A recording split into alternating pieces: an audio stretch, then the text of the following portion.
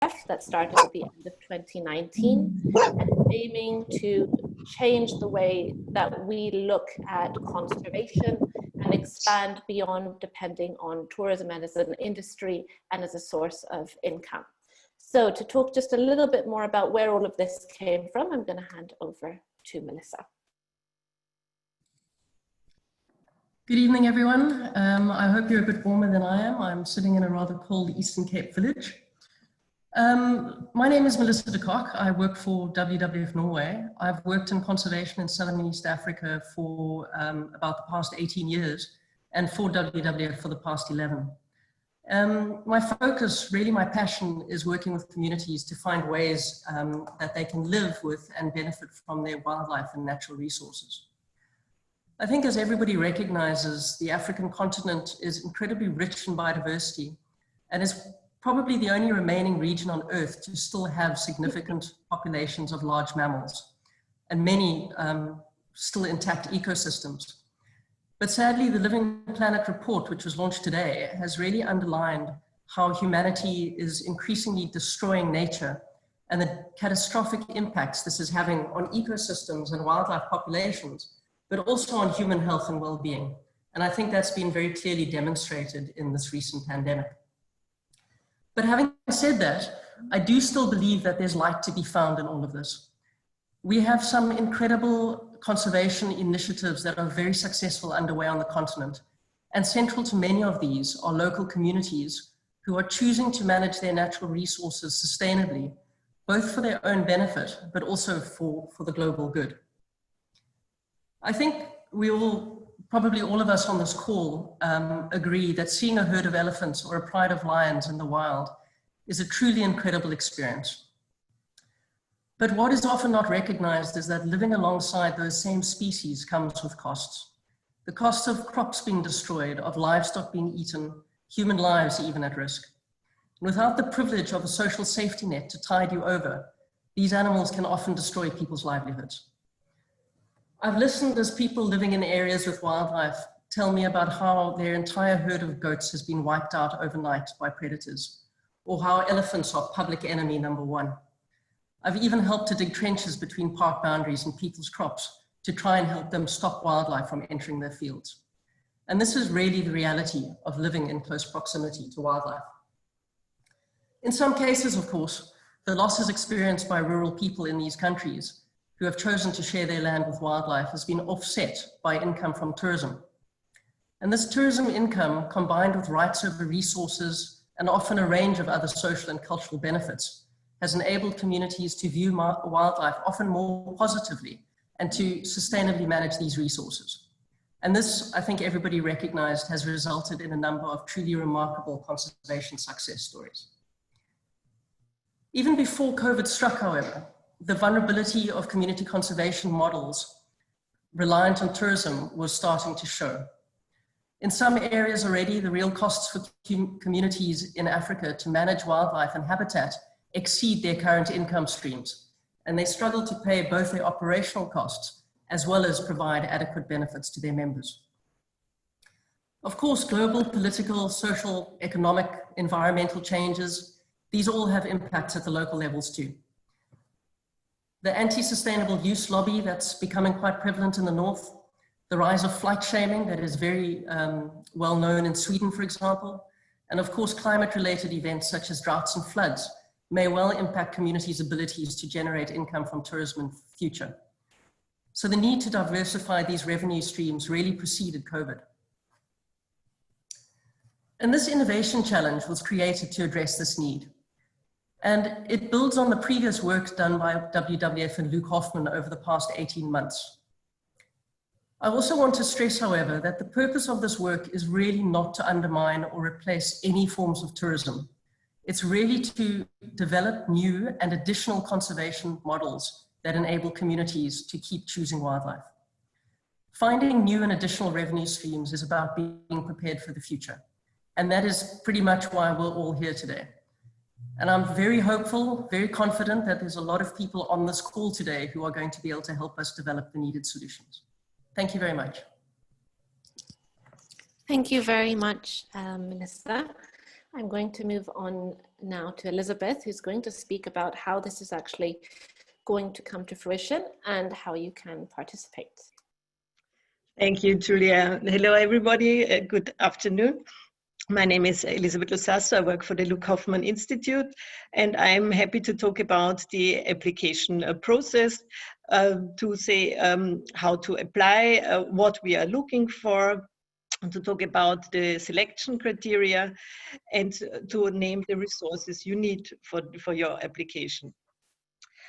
So the challenge we pose to you, as Melissa has already described, is how can communities earn income from wildlife conservation that go beyond the tourism sector? We are looking for ideas with high potential to be incubated. And here really the sky is the limit. We encourage you to think outside the box, to be creative, and any idea that meet the selection criteria will be accepted. What do we mean with ideas? So for example, this can be an innovative new product. It can be a new business model. It can be a never seen financial model or else. Who can apply? Individuals and teams of up to 3 people. And we are especially looking for solutions from within Africa and from people with ties to rural communities. People from any sector can apply, which means, of course, beyond the conservation sector as well. The team leader needs to be 18 years or older. Submissions must be in English, as this is the language of the ALU incubator program if you win a place. Next slide, please. The ideas will be evaluated and selected based on 5 criteria, and they are equally important. First, the idea must generate value, economic, social, and cultural value for local communities in Africa from wildlife or natural resources. Wildlife, we understand broad, these are wild plants, wild animals. The idea must not rely on tourism to generate revenue. With tourism, we understand any form of tourism that requires the presence of a person in a destination. For example, phototourism, trophy hunting tourism, ecotourism. If you have an idea that is related to tourism, then this is not the right place for it. The idea must empower, with decision-making power and ensure that their rights, dignity, and livelihoods are a priority. The idea needs to demonstrate to be feasible, financially sustainable, and potentially scalable. We mean so it has to work in practice, and with scalable, we mean that it can be a model to be replicated elsewhere, or it has the potential to become a high growth business, so to eventually to generate returns that similar to what is now generated by trophy hunting tourism, for example. And last but not least, it needs to aim to improve the conditions for wildlife and natural resources. In addition, we have as guiding principles that should be part of any successful application: diversity, gender inclusivity, and social equity. The resources you need for your application, you find all on our website, on the application portal. Read the information there carefully, including examples, definitions, and frequently asked questions. The definitions, I already mentioned some, like what we understand with tourism, with scalability, with innovation, and so on.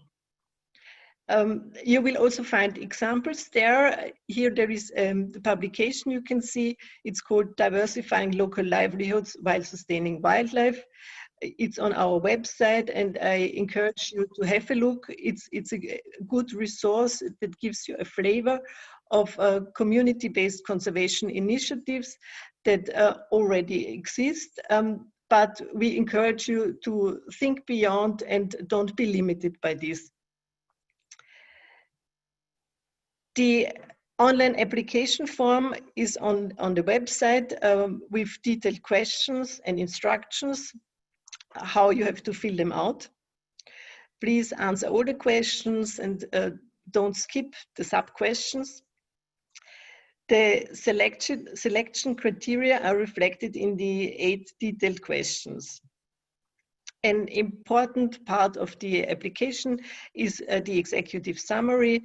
Make it as compelling as possible. You don't need to do everything in one go. There is a save and finish later function. If you have further questions that are not addressed today or in the frequently asked questions, then please reach out to us by email. There are 2 addresses. One is on the challenge as such, and the other one with specific question on the ALU incubator program. As already said, we are very ambitious with this initiative, and we really hope to find bold ideas that will become game changers for people and for the planet. And we are always looking for additional funds to make this initiative bigger. If there is some of you interested in supporting this initiative with, for example, with grants or with co-investment, then please get in touch with me. Next slide, please. The applications opened on 1st of September, and the deadline is 15 October, midnight, Central African and Central European time. This is 5 weeks from now. I encourage you not to wait till the last moment with your application. Then there will be a review period of a few weeks. I hope we will have a lot of work to do as reviewers, and look forward many good applications. The review will be done by a panel from with representatives of the 3 partners and some subject matter experts. We will get back to you, to everybody who submitted an application at the end of November, and let you know by email if you were successful or not. And for the winners of the challenge, those who win an entry in the ALU incubator program, this program will start in February next year. And you will hear more about this program now from my colleague, Tolu. Thank you so much, Elizabeth. I think that was pretty clear on everything that we're looking for, but if you have any additional questions, you can ask right at the end of this section if there's anything you want clarified. So I'm going to hand over to Tolu on the incubator program. Great, thanks Julia, and welcome everybody. Thank you for joining again.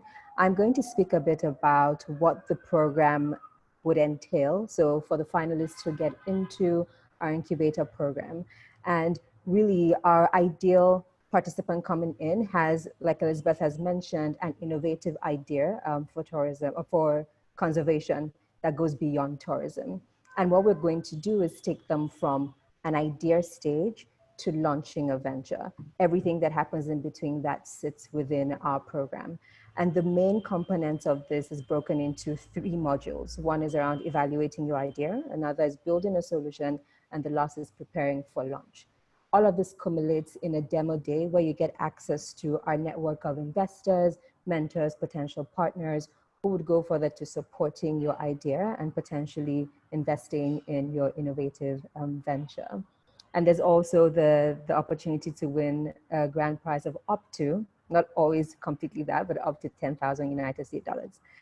The program itself and our delivering model is purely virtual. It's a digital experience and has a combination of videos and articles you review. There'll also be live sessions with experts, both from the conservation space and the entrepreneurship space.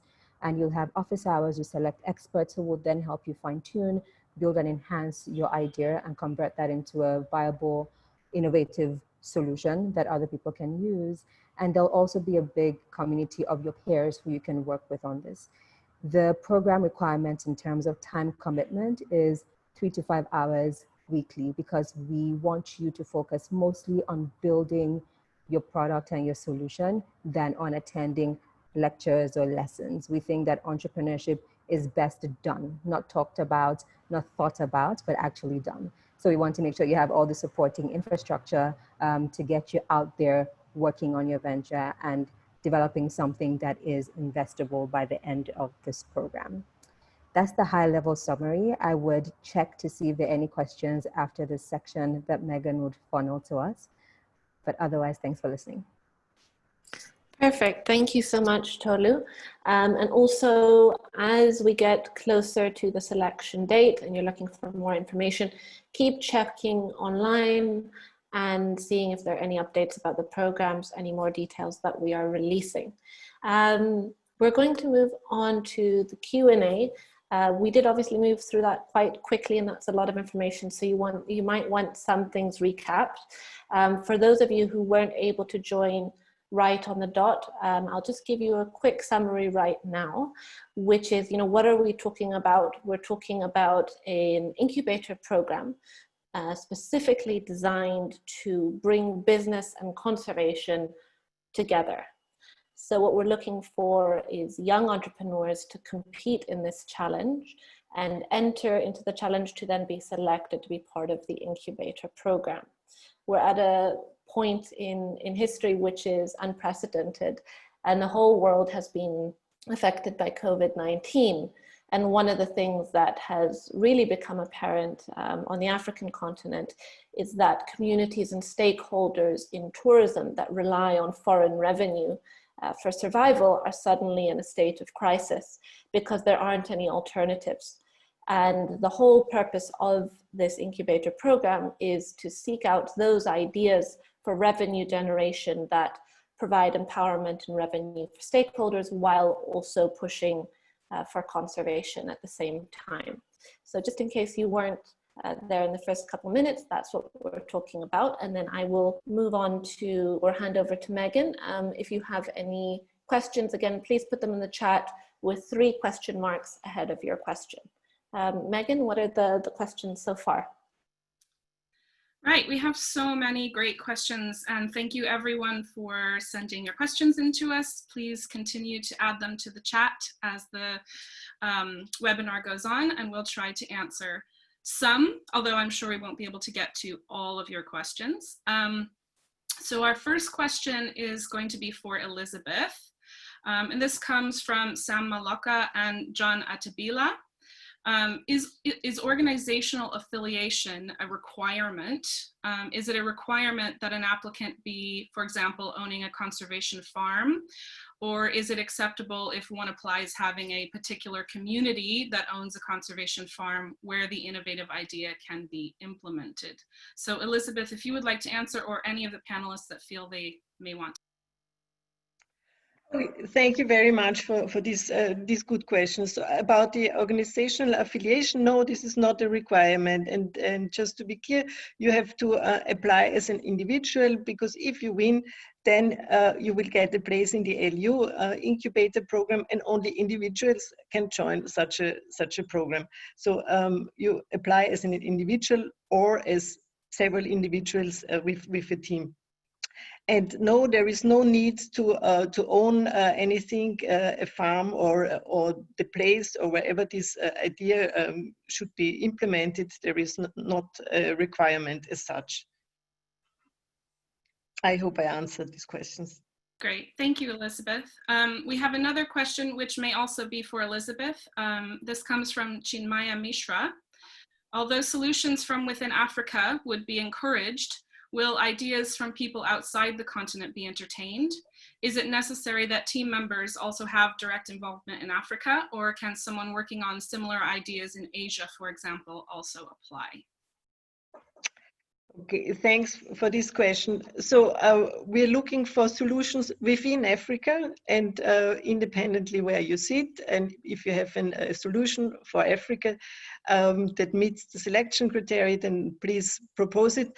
We will look favorably at solutions from within Africa. And there is a question in the application form where you need to explain your links to the context of your idea. So the better your context is, the stronger your context is, the better. You can team up with people. We really encourage teamwork, and you can team up with people with complementary skills or complementary expertise that will help your application. Great, thank you, Elizabeth. We have a question maybe for Tolu now. This comes from Kalori Wasonga, who is asking, will the incubator program help in development of new technologies or provide a platform for such technologies to be developed through partnerships? It'll be more of the latter. So we would not be directly involved in developing new technologies with the ideas, but we do have a support system and a network of people who might be able to help with those innovative technologies to develop the program. So we will be in a good place to connect you with potential partners for this, but we will not directly be supporting the technology infrastructure. Thanks, Tolu. I have another one which may be for both of you. I'm not sure who would be best to answer. From Virginia Blume, can one apply for a project that has already been existing for a few years but needs support and development, or does it necessarily need to be something entirely new? I can start with this. Hi, Virginie. We're looking for ideas that then can be incubated. So if this existing project or whatever you're referring to has a potential to be then incubated, then and to be improved, then and it meets the selection criteria, then you can apply with this. I'll add to that a bit to say that while you might have something already that you're working with, this would be most useful and impactful for people who have an idea that they're still unsure about how to shape it. So we'll help with that shaping, refining, validating. If you're already solid and sold on the idea that you want to work on and you've built that further, it might not be the most optimal place for you. But if you're still, a bit hesitant and wanting to validate, get more connections, get more support, then come through. We will be able to support you with that. Thank you both. We have another question from Britta Rendlin, who asks, to what extent will the incubator be customized to different levels of experience or business knowledge? Possibly for you, Tolu. I can repeat the question. To what extent will the incubator be customized to different levels of experience or business knowledge, or will it be? It would be in the sense that, so the approach we're going to use is very self-paced, self-directed, and there would be certain points where you can opt in and say, okay, here's the level I'm at, and here's the kind of support I need. That being said, we do think that a lot of what makes an entrepreneur is somebody who's able to use the resources available to them and make that work best for them. So we will provide you with a lot of the networks, the resources you need. We will provide you with a bit of structure and how you can go about that, but it'll be up to you to use that to the best of what you need. You would have live sessions with experts, you would have potential mentors supporting you. So there'll be some of that, and it'll be customized or personalized depending on the stage that you're at. We'll acknowledge that. But really what you want to get out of this program, you need to know coming in some way and be ready to put in the hard work to get that done. And we'll be there to support you throughout the process. I hope that helps. That's great. Thank you so much, Tolu. I think we have time for just one more, and I'm not sure, but possibly for Elizabeth, but maybe you both have something to add for this question. This comes from Jeff Montifering, who's asking, is the desired outcome meant to be primarily focused on increasing economic values for wildlife, or could other values be considered as worthy outcomes as well? That's a great question. Thank you very much. No, we really talk about different values in the selection criteria. So it's economic, social, and cultural value. And value can really have many forms, different forms, and all these will be considered. Great. How are we doing on time, Julia? Do we have time for more questions, or do we need to move forward? Yeah, thanks. We're actually doing great on time, so we can ask 2 or 3 more questions. Great, okay. We have a question from Sven Vodjak. I'm sorry, Sven, I'm not sure how to pronounce your name. Sven asks, would solutions that still work in tandem with tourism be acceptable? So the idea would be that core activities are independent of tourism, but still provide links that could engage tourists or tour operators for added value.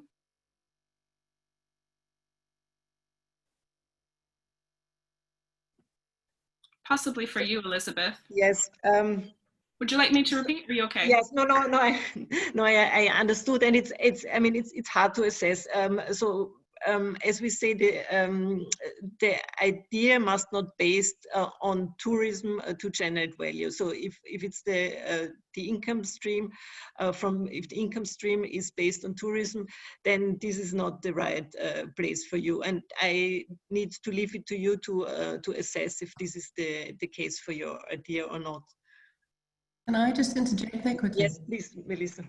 So as long as it can stand by itself, that if for any reason tourism came to a halt, your initiative can still be sustained, it would be possible to include. Thank you. Yeah, I think that's a really good way of putting it. Again, think of the circumstance that the world is currently facing now and how we can avoid that in the future. So we're looking for self-sustainable business models that are not necessary, that can survive circumstances like the one that we're in at the moment. I'll just do one more, if that's fine. Yep. This comes from Olivier Kumba, and I believe it might be a good question for Tolu to answer. Olivia says, I believe to build a solution that really fits the community, we will need to go on to the field. So does the incubator program have a field phase at the end? That's a really good question. And it goes back to one of the things I had mentioned about entrepreneurship being about doing, not just talking about doing. And it's part of why we structure the program the way we've done it. There doesn't need to be a separate field time baked into the program because it runs throughout the program. We think that if you're spending 5 hours maximum a week on the incubator content, all of the other time outside of that, you're spending it on your venture. Our expectation is people working on this are working on it full time, and at bare minimum, that's 30 hours a week. So when you're spending 5 hours on the incubator, the remaining 25 hours, we're expecting you're on the field, talking to your customers, talking to your users, talking to the communities. There will be guides in the program to support this, where some of the tasks and milestones you're assigned ask you to report back on what you've done on the field. So that might serve as a guide, but we really do want our entrepreneurs to be self-driven self-starters who don't need somebody micromanaging them, because we know how entrepreneurs hate that. So throughout the program is field work, and think of us as your guide steering you in the direction ever so often, maximum 5 hours a week. Perfect. Thank you everyone for asking those brilliant questions. I'm sure that they were on a number of people's minds, and hopefully we've clarified them. If there's anything that's still outstanding or you're not 100% sure about, I will share those email addresses again on the very last slide of the presentation. And so you'll be able to jot those down. You'll also be able to see contact information online, and you can always reach out to us if there's something that's not on the website. Feel free to reach out about those questions and we'll get back to you as soon as we can. So part of this webinar, we wanted to obviously give you all the information about the incubator, how it's going to run, who we're targeting, to keep you informed. but we also want to keep you inspired. And obviously we've tried our best to inspire you so far, but I'm not sure we've done quite a good job as the next 3 individuals will. And we have some fantastic speakers online with us who are going to give you a 5-minute talk on a number of different subjects related to this webinar. So our first speaker is Fred Swaniker, who you might be familiar with. He is the founder and CEO of the African Leadership Group, and he has made it his mission to bring better leadership to Africa in the world. African Leadership Group is an ecosystem of organizations that's aiming to develop 3 million leaders by the year 2035. He's also the founder of The Room, which is a talent agency for the world's most ambitious doers, and which will also be a part of the incubator program and part of the mentoring and coaching that Tolu was speaking about. So thank you so much, Fred, for joining, and I'm going to hand over to you now. Thank you, Julia, and let me say good evening to everyone who's joining us in the webinar today. I'm very excited to see this initiative take off as a collaboration between the African Leadership Group, the School of Wildlife Conservation, and the Luke Hoffman Institute and WWF, and really looking forward to seeing the impact that this will have on the sector. When we started the ALU School of Conservation about 4 years ago, we set on a mission to reimagine how conservation could actually become one of the key drivers of economic growth in Africa. And the reason we felt this was important is because in a continent where poverty levels are so high, unless we can tie the interests of wildlife with the interests of people, which is really how do they make a living, it will forever be an area of conflict. And so we thought that it's very important to reframe conservation as an economic opportunity for Africa's people and not simply conservation for conservation's sake. So one of the things that we really have been exploring over the years is how do we build a wildlife economy? In regard to that, we launched the Business of Conservation Conference to try and create awareness around economic opportunities in conservation and how we can build a wildlife economy in Africa. We have an MBA in conservation to try and bring business skills to the conservation sector. And we also launched the Wildlife Economy Research Study, trying to really size how much of Africa's GDP and taxes and jobs, etc., come from wildlife.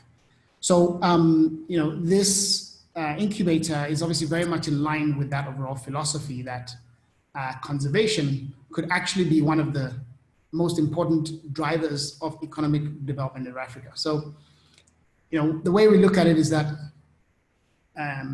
historically, conservation has been about protecting a shrinking asset. So even the word conservation is a very defensive word. It's looking at how do you protect something that is diminishing. And so what we are really saying is that what if we reimagine this and thought about how do we actually expand this asset? What would it take for us to actually increase the amount of land that is allocated to nature and to actually see more investment going into the sector? How could we actually move from a world of scarcity to one of abundance, where we're actually growing Africa's natural assets? And so, in our mind, for any sector to grow, there are typically 3 characteristics that need to come to bear. The first is you need an enabling environment, which is the leadership and the policies that make that sector grow. The second is you need fresh talent. You need young people who are passionate about the sector. So if you think about all the growth sectors in the world today, areas like technology and finance, that's where all young people want to go, right? And historically, conservation in Africa has not attracted the best talent in Africa, the youngest people. People should be excited to go into conservation in the same way that they want to work in technology. This must be one of the most exciting, sexiest sectors that they must want to work in if we're really going to grow the sector. And the third area that all growth sectors have is that they must make money, because if they don't make money, then unfortunately resources and investment will not go in there. And so this initiative really tackles 2 of those 3 areas that can help to make conservation a growth sector. One, it will hopefully attract the talent into the sector. And two, by developing models that are sustainable and innovative for conservation, we can really pioneer, show what can happen when you bring entrepreneurship and innovation into the sector. And it can show that actually conservation can be a source of economic livelihood for Africa's people, and therefore align our interests with the interests of nature. And the final thing I'll say is that, one of the things I really believe is that constraints drives innovation. And Africa's always had lots of constraints. So theoretically, there should be a lot of innovation happening in Africa. But today, in this moment especially, with the constraints of COVID, and it's showing how conservation sector has historically been over-reliant on tourism, this is really an exciting opportunity for us to reimagine even further how we can do conservation. And these constraints that we have, we hope will really force out-of-the-box thinking and enable all of those with creative ideas to really think differently about how could we build new and innovative businesses that can allow Africa's people and communities to benefit from their natural assets, but also create the incentives such that we actually want to invest more in nature and therefore really grow this asset that we have, and ultimately bring benefits to both nature and to people. So, looking forward to seeing all the ideas that are going to come out of here, and encouraging everyone who has new innovative ideas to really participate in this. Fantastic. Thank you, Fred.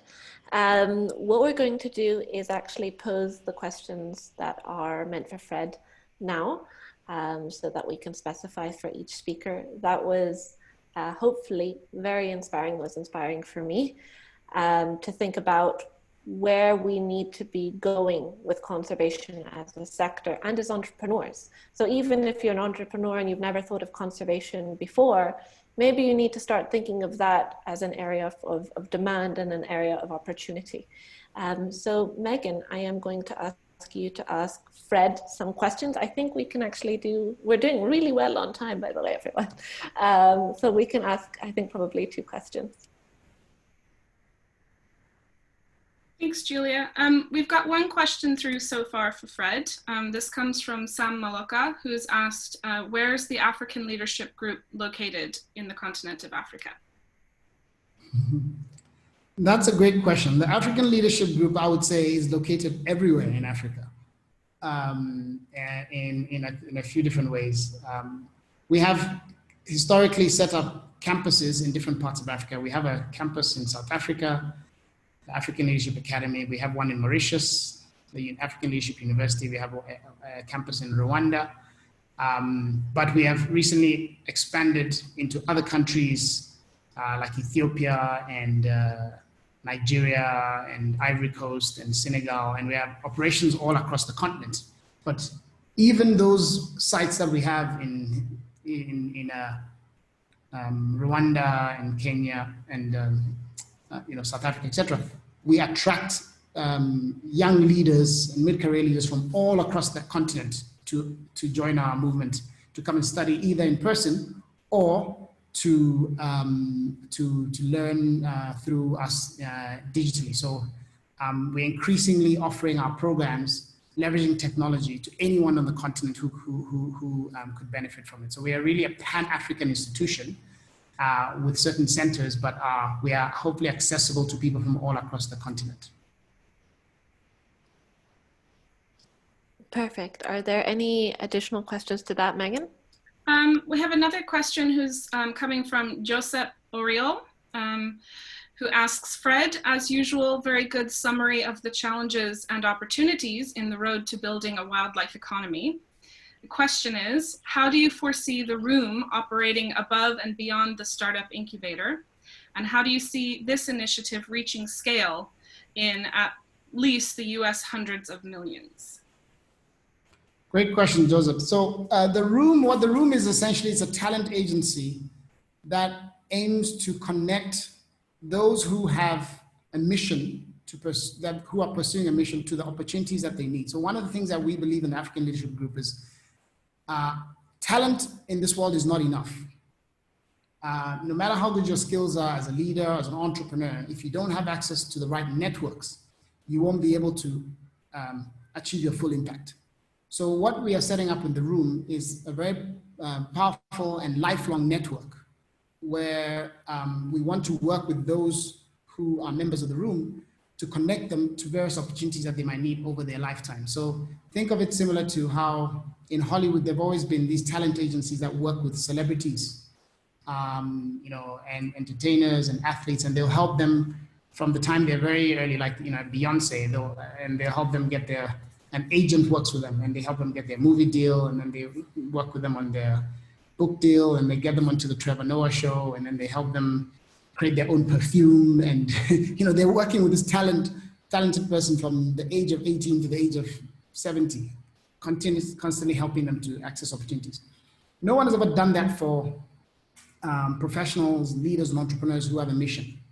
And so what we're trying to do with the room is really create a system that's going to work with people who are working on a cause and connect them to, you know, mentors that they might need, and capital that they might need, and, you know, potentially customers that they might need, and board members, et cetera, to really help them build the networks that they need to be able to achieve their mission, and access to venture capital, et cetera, et cetera. So it's really taking a long-term view to leadership development and entrepreneur and the creation of entrepreneurs, and very focused on creating networks that can allow people with a mission to do more to impact the world.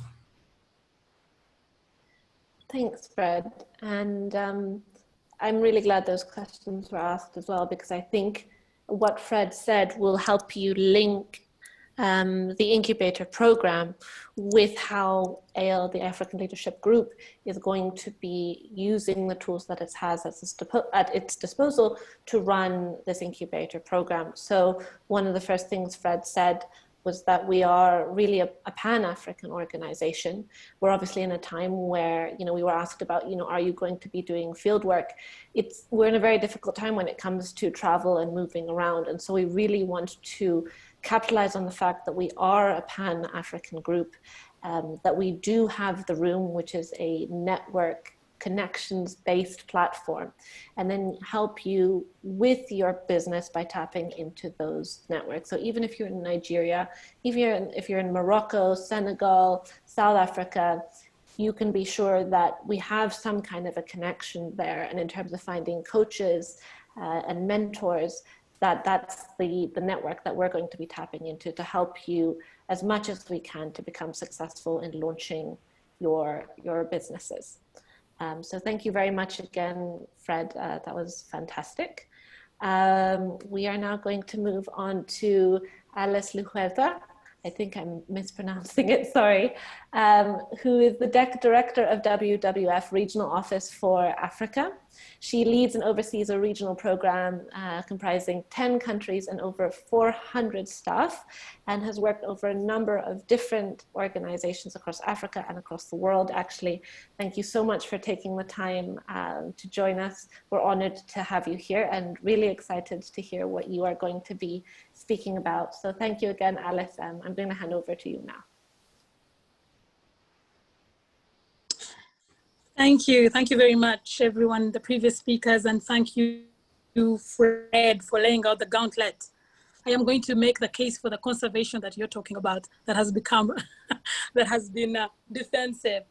So today we released the Living Planet report, as everyone has seen. I think Melissa touched on that, showing so many, you know, humanity's impact on nature, really, which are huge. Overexploitation in terms of illegal wildlife trade and sustainable bushmeat consumption and unsustainable fisheries, 300 mammal species being eaten into extinction. So lots and lots of bad news there. Really making the case that we really need to bend the curve. We need to change our relationship with nature going forward. And I agree, obviously, with what Fred has said, that we need to create this expansive and create this wildlife economy for nature. And in many ways, I feel like tourism has started to do that. The tourism model that we've had, which we are obviously talking about today and trying to look beyond as well, has been quite transformational. It has opened up possibilities for finance from outside into our protected area operations and into our communities, and expanded the scope of conservation across the continent. It has also created vast multiplier effects in economic sectors. In fact, when you look at the estimates, at one night a tourist stays at a high-end wildlife lodge, up to 14 people benefit. So it has been amazingly successful. And yes, it has not been a silver bullet. It has had challenges of equity, making sure everybody was benefiting equally. It's had challenges of ecological impacts, the negative impacts that a lot of tourists may live in our national parks, climate impacts, of course, greenhouse gas emissions from travel, and vulnerability to shocks and extreme events, especially like COVID-19, which has in many ways highlighted the cracks in the system. So as we move beyond this, it means that if we're going to look beyond tourism, we're going to, in many ways, the new models that we are calling for and that this incubator challenge is going to be bringing in have to also in some ways start to think about how they are going to fill those gaps that in the transformation that tourism has done, and also in terms of the scalability, in terms of the multiplier effect, in terms of the benefits to communities. So it's going to be a challenge as you think of these models, that when they come in, that they have to come in to fill these gaps as well. Clearly, we're not going beyond. We're not saying we're going to stop tourism. It will continue, but we want to expand. And I agree with everyone. We need to expand this thinking around moving beyond tourism, and we do need to build that wildlife economy. And I'm inspired now because I'm seeing a lot more coming out. In fact, I just read an article in the Financial Times written by the Treasury Secretary, the former Treasury Secretary of the United States, talking about the need to create asset classes in forms of productive soils, crop pollination, and watersheds. And that's amazing when you start to see the finance industry seeing that we need to value nature in the same way that we value traditional goods and services, and create incentives for biodiversity conservation. Recently, I also saw a big number of finance corporations calling for integration of climate risk and integration of water risk on their balance sheets. So there is a greater appreciation of nature, and that we need to really bring that thinking into our own world, even as we build these incubators.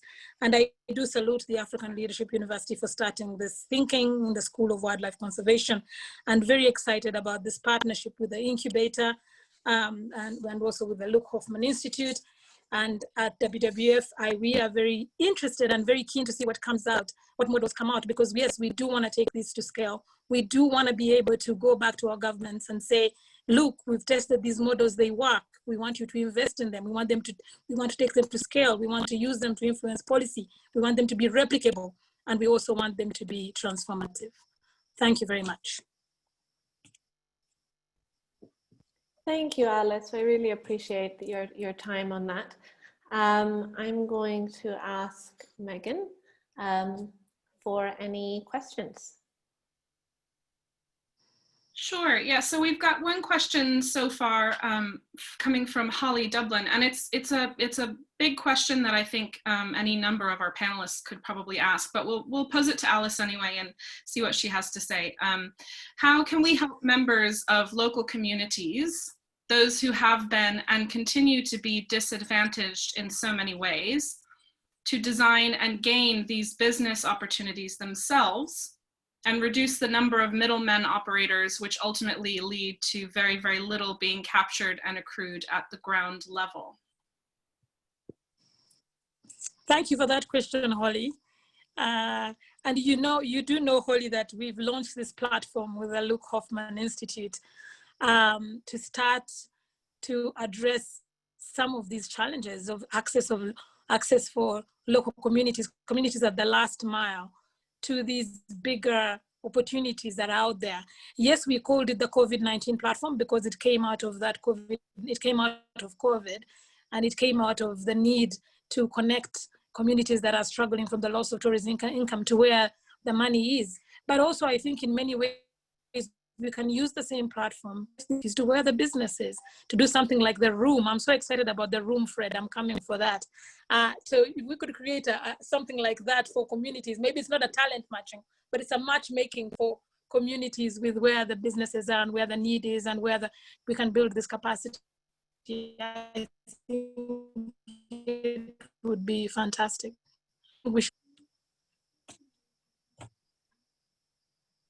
Fantastic, thank you. Over. That's actually oh, sorry, can you hear me? Yeah, fantastic. I I hear think you. that's a great idea, actually.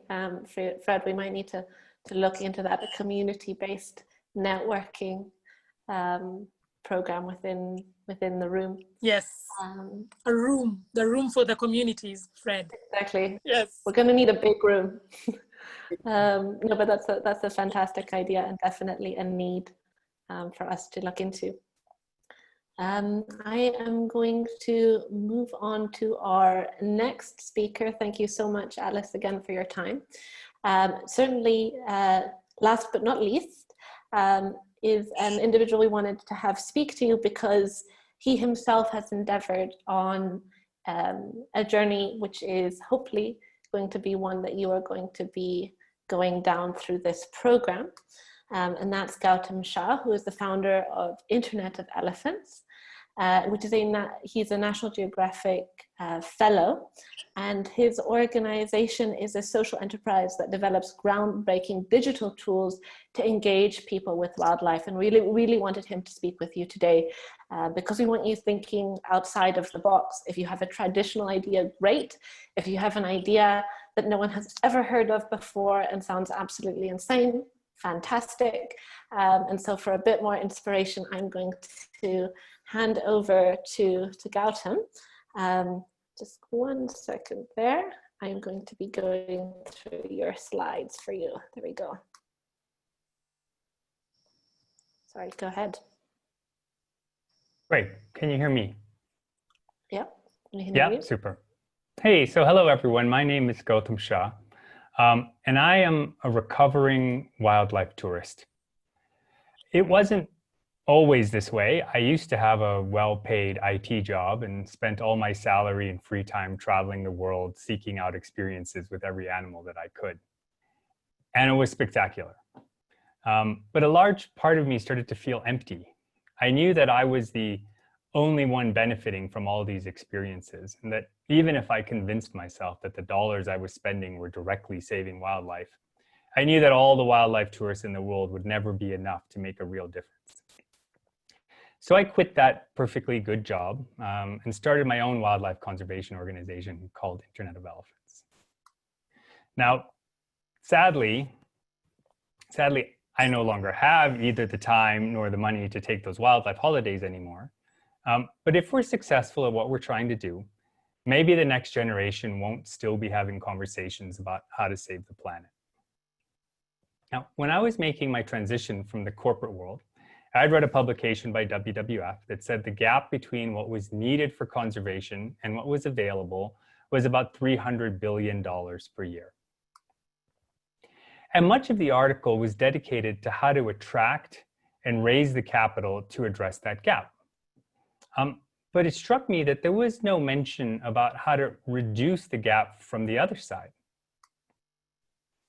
How do we get to the point where we don't actually need that money at all? How do we get to the point where consumer behavior doesn't strain the planet? The point where consumers are demanding government policy that protects the environment? How do we get to the point where consumers are making the financing for conservation science readily available? So for me, the key to solving half of the conservation puzzle lies in consumer engagement. And unfortunately, the conservation sector has a consumer engagement problem. We're very good at attracting the same people over and over again, but struggle to widen the tent or deepen their experience. You know who doesn't have the same problem? The sports sector, the TV sector, and the music sector, amongst others. Can you change the slide, Julia? So I set out with a goal to make Chili the Gibbon, as an example, as popular as Lionel Messi, Game of Thrones, and Beyonce.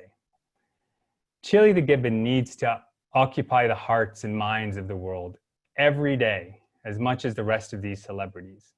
And if we can get there, then it's these same consumers who will change the course of markets, policy, and financing forever. Think back to Cecil the lion. When he was shot, the world was engaged. Not so much because people were really outraged about hunting, but because they connected with an individual lion who had a life, a story, a tragedy. So I thought, what if people were as engaged with Cecil's life as much as they mourned his death? Well, they could have been. Cecil had a GPS collar like thousands of other animals around the world. And all the data captured from all these collars, in addition to camera traps, acoustic monitoring devices, manual observations, and more, add up to petabytes of data, but better yet, petabytes of stories of individual animals. So imagine the value in that data, whether it be financial value or engagement value or political value. So that's what Internet of Elephants exists to do. It exists to create a market for that data and those stories. And I'll give you a few examples. So let's start with GPS data.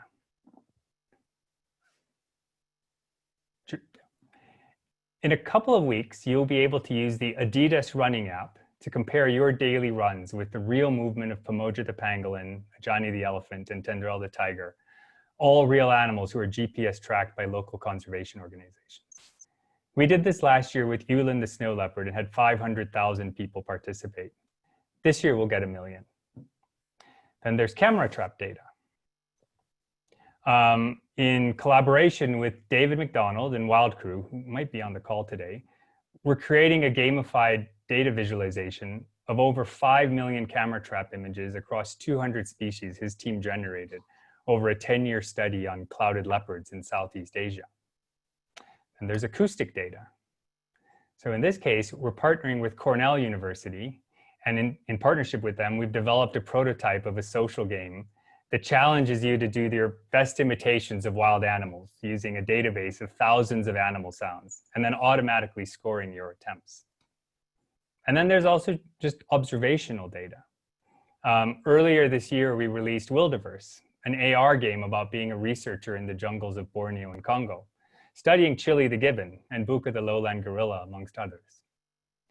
Now, we've just started to explore and learn the power of data as an engagement asset, with a lot of focus on the gamification side of things. But that's just one of the ways to create value from those conservation assets. We have a couple of other ideas up our sleeve, but with more than, I think, 200 of you already signed up for this challenge, I'm sure some of you have those too. So can we really make wildlife as much a part of people's daily lives as sports or TV or music? Can Chili the gibbon lead the revival of nature? I mean, to many, it might seem like a long shot, but I feel that the real long shot is continuing to think that tourism and data donation campaigns might eventually save the day. So I'd say that as you start your challenge, the longer the shot, the better. Thank you.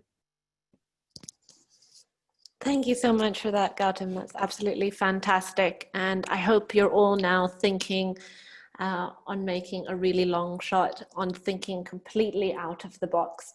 Obviously, conservation has been conducted in a certain way for a certain group of people in the past, and we want you to be completely rethinking that. So step outside of what you know. Think of the tools that you have at your disposal today, you know, gaming, data, internet. Maybe it's something more traditional that you want to tweak to fit into the modern world. But examples like this are ones that we should be looking to as we move forward in the world. Megan, any questions? Yes, thank you. That's really inspiring, Gautam. I think that's what's so great about this challenge is just that it really is widening the scope and allowing people to think pretty sky high on what might be possible. So this question comes from Adrian, and he asks, where do you see the most potential growth? Where do you see the most growth potential for conservation data in the future? Great. Super. Thank you, Adrian. I mean, if we're looking at, well, the way we're looking at it is that the conservation data itself is stories. And people love stories, and people love true stories. And you know, we think about Cecil the Lion or The Truman Show, or any of these scenarios where you can think about people actually looking at something that's going on to a real individual, you know, to a real individual in the world. And we're thinking about how does that transfer to wild animals. So I really see the real potential for conservation data in terms of inspiring millions, hundreds of millions of people around the world, and the ability to now take stuff that was really focused on a scientific community and expanding it to a much larger audience. Thank you very much. Any more, Megan? Yeah, if we have time for one more, we've got one from Joseph Oriol, who is asking, he says, great to see the fantastic evolution of your firm and products, Gautam. Well done and kudos to your team. Do you monetize your products from advertising, e.g. freemium business model, or is it B2B, e.g. Adidas pays for the content, or is it a mix? Yeah, good question. I mean, for each product, it's different. A couple of the products, unfortunately, don't have fantastic business models. But for a number of the other business models, I think it's a mix. So Wildaverse, for example, has a business model which is based on free to play, and then the ability to make purchases within the app. The Howlers and Growlers idea is much more of a freemium content model mixed with a licensing model, where the product itself will be licensed out to zoos, to museums, to corporates, for people to do the actual imitations, etc., on stages and events at those particular locations. So that's a little bit more of a B2B or a B2B2C model. In the case of Adidas, yeah, that's direct corporate sponsorship for the whole program. And so, yeah, it really varies. As an organization, still being relatively new, we're still trying to find the sweet spot for us. It's not going to be sustainable or smart to consistently be trying to go after, any business model that might work for a particular project. So we have experimented with a few and are really trying to see, still where's the sweet spot for what we're doing and for what we're good at. Fantastic. Thank you so much. I'm going to actually pull everything together now. I'd like to start off by thanking Gautam, Alice, and Fred for speaking and hopefully getting your imagination going, thinking about the different issues. And I would like to hone in again on, why we are doing this. We are in an ever-changing world. Africa's population is booming, and its economy needs to be doing the same thing. As populations are growing, as industries are growing, there's a lot more pressure put on the wildlife resources and on conservation areas, as well as the communities that have to live in those areas. And that's what we want you to be thinking about. As we're entering, 2021 shortly, we're going to be stepping into a very different world, and we need different solutions for 2021 problems. And we would like you to keep everything that you've heard in mind as you're thinking about your ideas and what you would like to propose. Obviously, this is just one challenge that we would like you to participate in, but you are going to be critical in changing the way economies look. The ideas that you come up with are going to be examples of what businesses need to look like going forward, especially in the African context. So thank you again. The fact that you've joined is already a really great indicator that you're thinking this way, that you're interested in being a part of this. And so we really appreciate your time. On the screen here, I have 2 email addresses that you can reach out to, either about the challenge or the incubator program, and we will try and get back to you as soon as we possibly can. There is also information online if there's anything that you missed, and we will find a way to also put the slideshow there in case you need any reference to anything we've spoken about. But thank you everyone, and thank you to the team, everyone online, for sharing everything. And we hope you have a lovely evening, and thanks again for joining. We look forward to seeing all of your submissions and being inspired by them. Yeah, thank you very much.